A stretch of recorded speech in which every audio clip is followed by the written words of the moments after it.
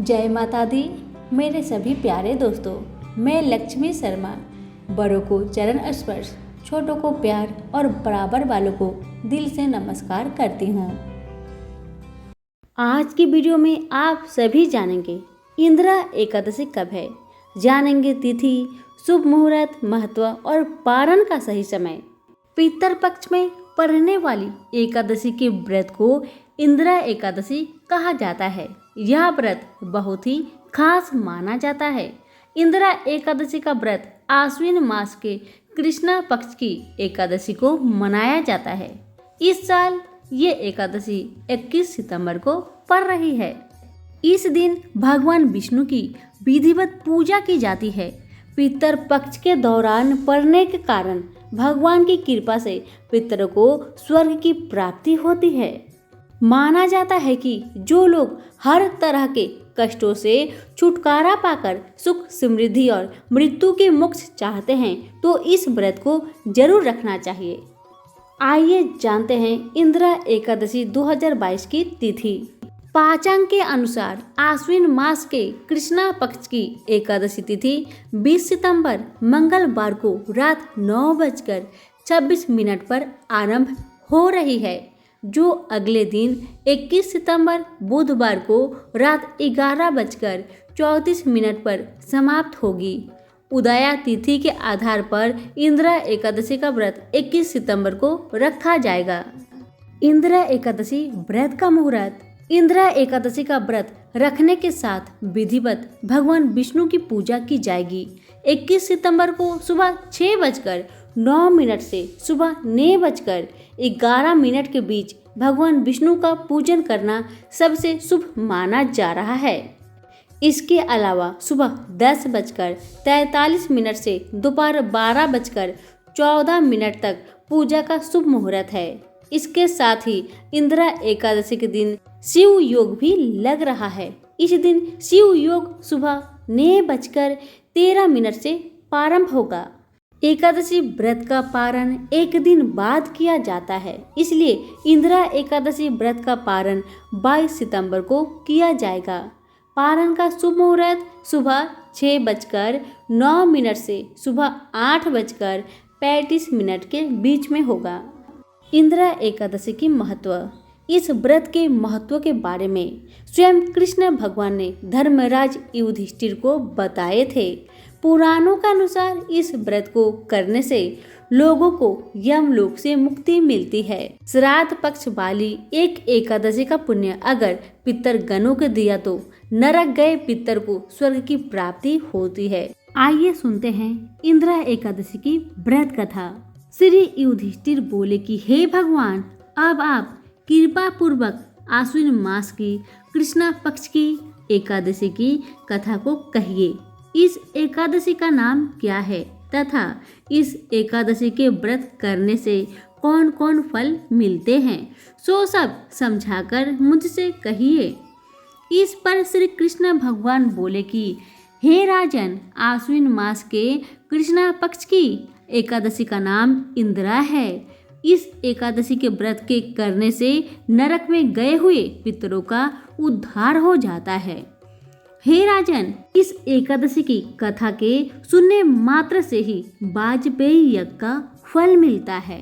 प्राचीन सतयुग में महिष्मती नाम की नगरी में इंद्रसेन नाम का एक प्रतापी राजा राज्य करता था।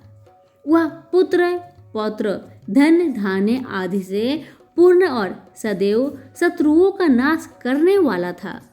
एक समय जबकि राजा अपनी राजसभा में सुख पूर्वक बैठा था, महर्षि नारद आकाश मार्ग से उतरकर वहां आए।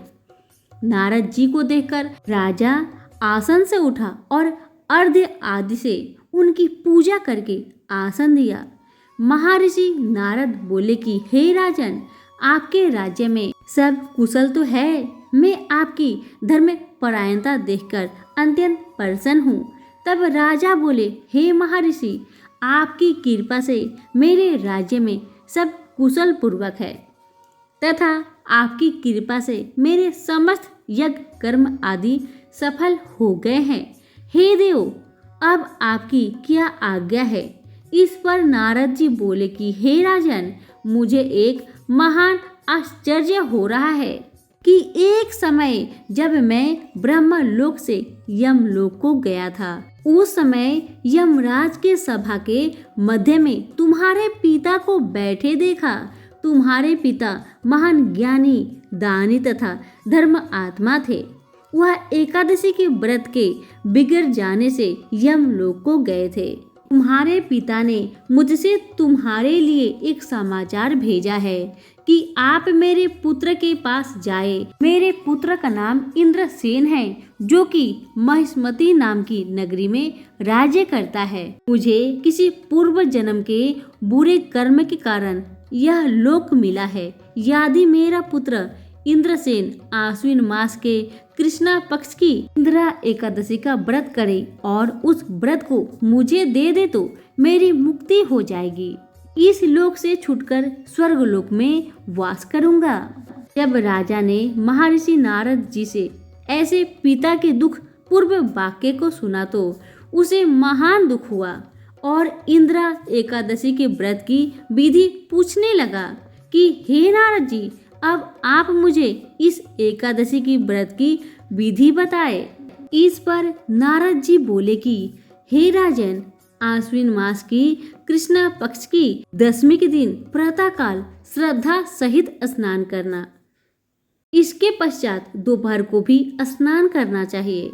उस समय जल से निकलकर श्रद्धा पूर्वक पितरों का श्राद्ध करे और उस दिन एक समय भोजन करे और रात्रि को पृथ्वी पर शयन करे।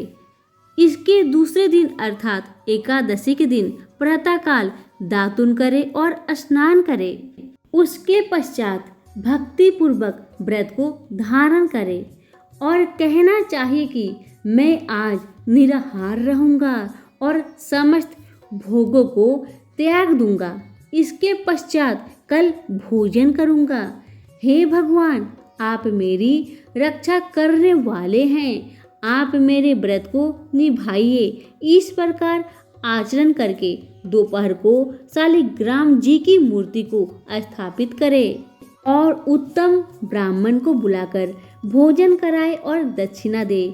भोजन में से कुछ हिस्से को गौ को दे और विष्णु भगवान की धूप दीप नैवेद्य आदि से पूजन करे और रात्रि को जागरण करे। इसके उपरांत द्वादशी के दिन मौन होकर बंधु बांधवों सहित भोजन करे। हे राजन, यह इंद्र एकादशी की व्रत की विधि है।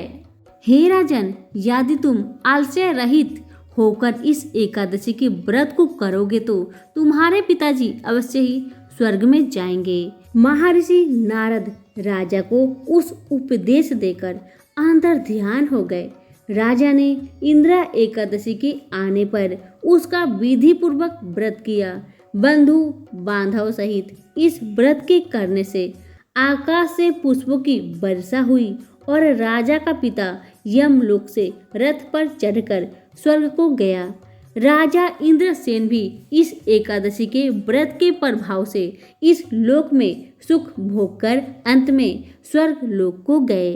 श्री कृष्ण भगवान कहने लगे कि धर्मराज युधिष्ठिर, यह मैंने तुम्हारे सामने इंद्रा एकादशी का महात्म्य का वर्णन किया। इस कथा के पढ़ने व सुनने मात्र से ही समस्त पाप नष्ट हो जाते हैं और अंत में स्वर्ग लोक में जाकर वास करते हैं। प्रेम से बोले विष्णु भगवान की जय हो। कथा पसंद आने पर लाइक शेयर कमेंट जरूर करें। धन्यवाद।